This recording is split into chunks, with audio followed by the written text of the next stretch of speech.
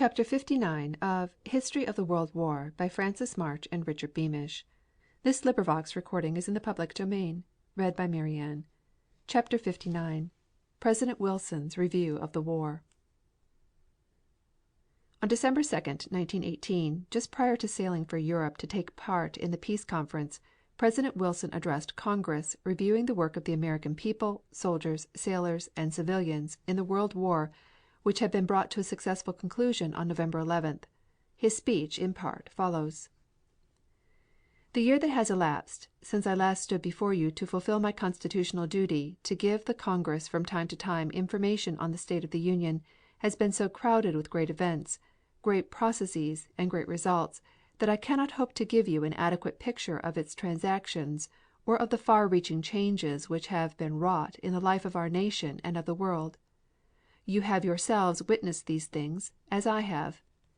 It is too soon to assess them, and we who stand in the midst of them and are part of them are less qualified than men of another generation will be to say what they mean or even what they have been. But some great outstanding facts are unmistakable and constitute in a sense part of the public business with which it is our duty to deal. To state them is to set the stage for the legislative and executive action which must grow out of them and which we have yet to shape and determine.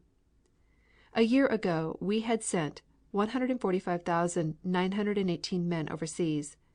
Since then we have sent 1,950,513, an average of 162,542 each month, the number in fact rising in May last to 245,951, in June to 278,760, in July to 307,182, and continuing to reach similar figures in August and September. In August 289,570, and in September 257,438. No such movement of troops ever took place before, across 3,000 miles of sea, followed by adequate equipment and supplies, and carried safely through extraordinary dangers of attack, dangers which were alike strange and infinitely difficult to guard against. In all this movement only 758 men were lost by enemy attacks, 630 of whom were upon a single English transport which was sunk near the Orkney Islands. I need not tell you what lay back of this great movement of men and material.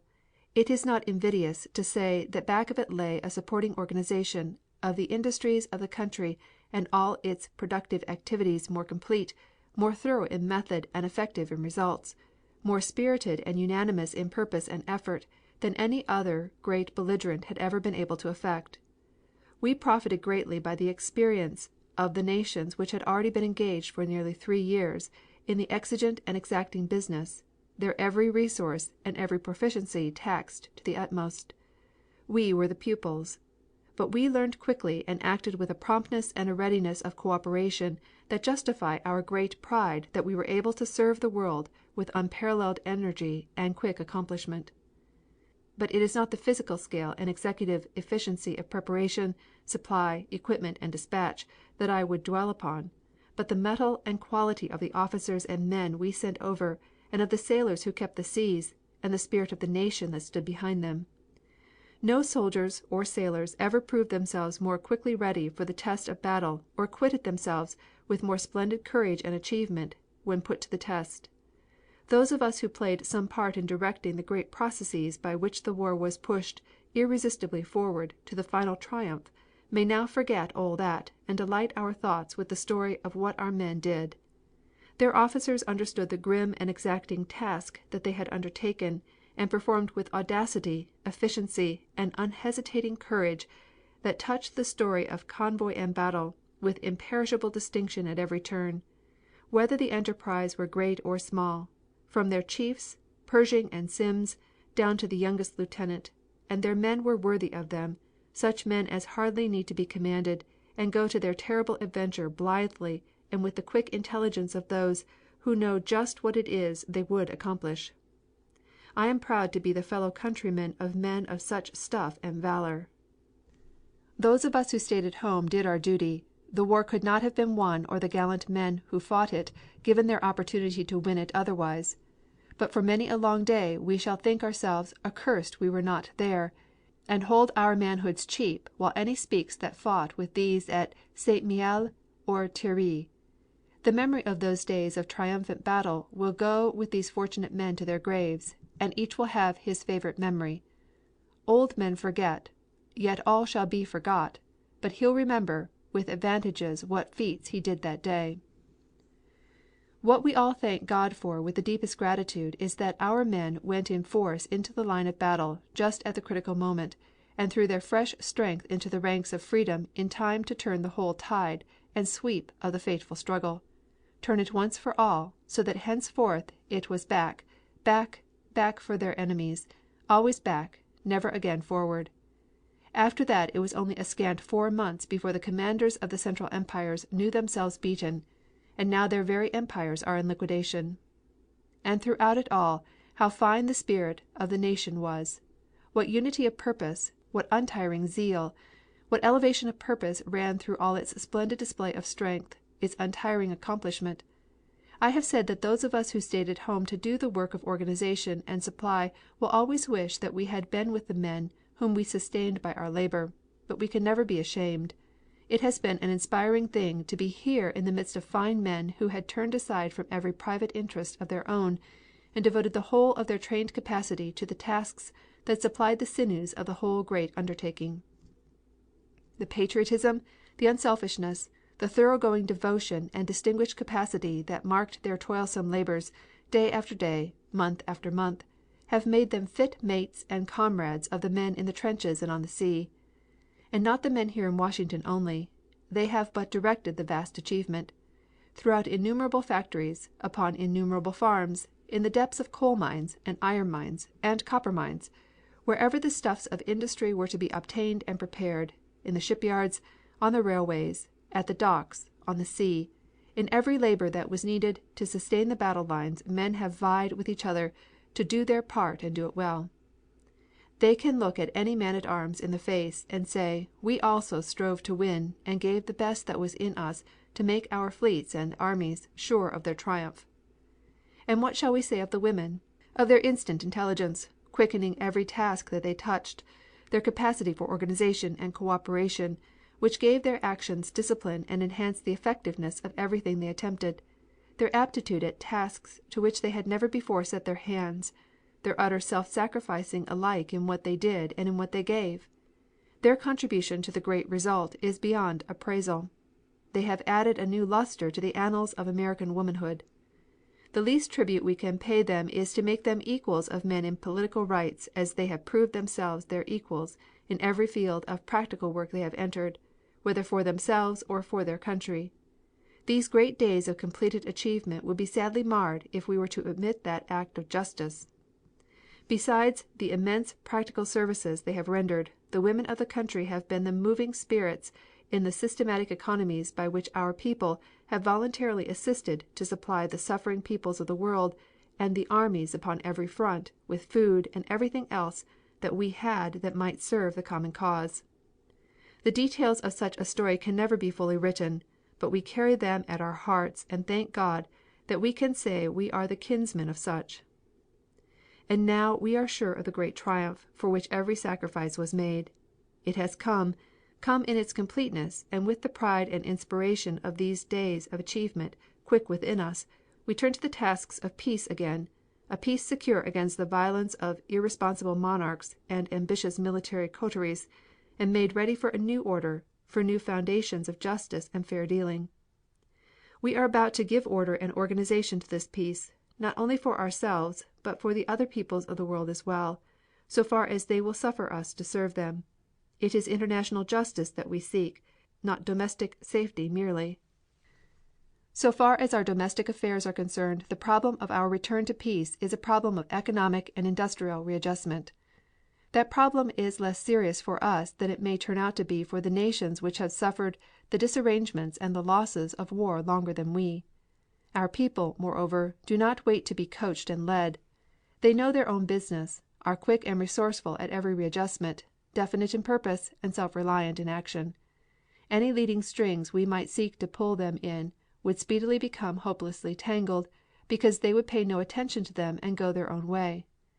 All that we can do as their legislative and executive servants is to mediate the process of change here, there, and elsewhere as we may.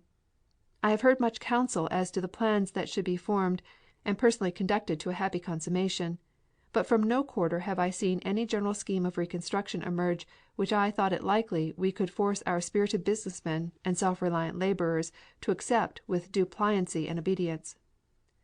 While the war lasted we set up many agencies by which to direct the industries of the country in the services it was necessary for them to render, by which to make sure of an abundant supply of the materials needed, by which to check undertakings that could for the time be dispensed with, and stimulate those that were most serviceable in war, and by which to gain for the purchasing departments of the government a certain control over the prices of essential articles and materials, by which to restrain trade with alien enemies, make the most of the available shipping, and systematize financial transactions, both public and private, so that there would be no unnecessary conflict or confusion, by which, in short, to put every material energy of the country into harness to draw the common load and to make of us one team in accomplishment of a great task.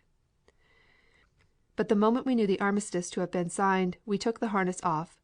Raw materials upon which the government had kept its hand for fear there should not be enough for the industries that supplied the armies had been released and put into the general market again.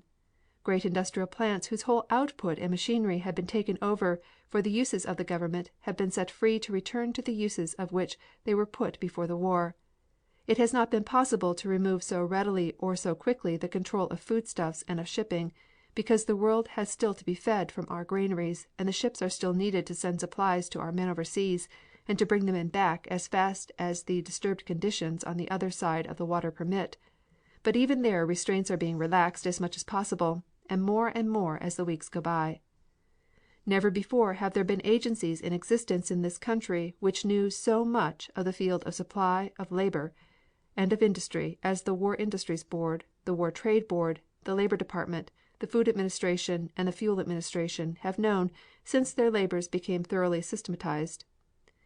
They have not been isolated agencies. They have been directed by men which represented the permanent departments of the government, and so have been the centers of unified and cooperative action. It has been the policy of the executive, therefore, since the armistice was assured, which is in effect a complete submission of the enemy, to put the knowledge of these bodies at the disposal of the business men of the country, and to offer their intelligent mediation at every point and in every matter where it was desired. It is surprising how fast the process of return to a peace footing has moved in the 3 weeks since the fighting stopped. It promises to outrun any inquiry that may be instituted and any aid that may be offered. It will not be easy to direct it any better than it will direct itself. The American business man is of quick initiative. I welcome this occasion to announce to the Congress my purpose to join in Paris the representatives of the governments with which we have been associated in the great war against the Central Empires, for the purpose of discussing with them the main features of the treaty of peace. I recognize the great inconveniences that will attend my leaving the country, particularly at this time, but the conclusion that it was my paramount duty to go has been forced upon me by considerations which I hope will seem as conclusive to you as they have seemed to me.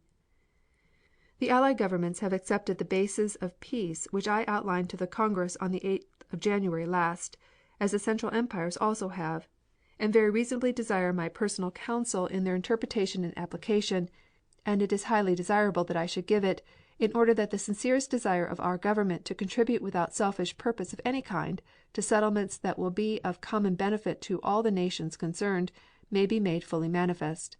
The peace settlements which are now to be agreed upon are of transcendent importance both to us and to the rest of the world, and I know of no business or interest which should take precedence of them. The gallant men of our armed forces on land and sea have consciously fought for the ideals which they knew to be the ideals of their country. I have sought to express those ideals. They have accepted my statements of them as the substance of their own thought and purpose, as the associated governments have accepted them. I owe it to them to see to it, as far as in me lies, that no false or mistaken interpretation is put upon them, and no possible effort omitted to realize them. It is now my duty to play my full part in making good what they offered their life's blood to obtain. I can think of no call to service which could transcend this. May I not hope, gentlemen of the Congress, that in the delicate tasks I shall have to perform on the other side of the sea in my efforts truly and faithfully to interpret the principles and purposes of the country we love, I may have the encouragement and the added strength of your united support? I realize the magnitude and difficulty of the duty I am undertaking. I am poignantly aware of its grave responsibilities. I am the servant of the nation. I can have no private thought or purpose of my own in performing such an errand. I go to give the best that is in me to the common settlements which I must now assist in arriving at in conference with the other working heads of the associated governments. I shall count upon your friendly countenance and encouragement. I shall not be inaccessible. The cables and the wireless will render me available for any consular service you may desire of me, and I shall be happy in the thought that I am constantly in touch with the weighty matters of domestic policy to which we shall have to deal. I shall make my absence as brief as possible, and shall hope to return with the happy assurance that it has been possible to translate into action the great ideals for which America has striven. Chapter 59